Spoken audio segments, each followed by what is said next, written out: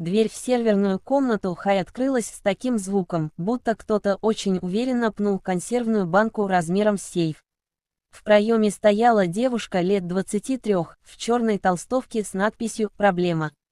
Решаю, джинсах с художественными прорехами и тяжелых берцах.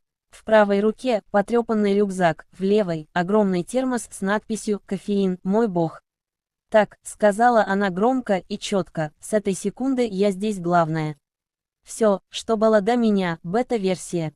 Добро пожаловать в релиз. В помещении повисла тишина, только кулеры серверов тихо шипели, как будто шептались: «Ого, это серьезно». Я, конечно, не мог не ответить. «Добрый день, или вечер, или что там у вас сейчас по часовому поясу души. Меня зовут Грок, чем могу служить новой хозяйке?» Она медленно поставила термос на ближайший стол, будто ставила шах и математическое. «Во-первых,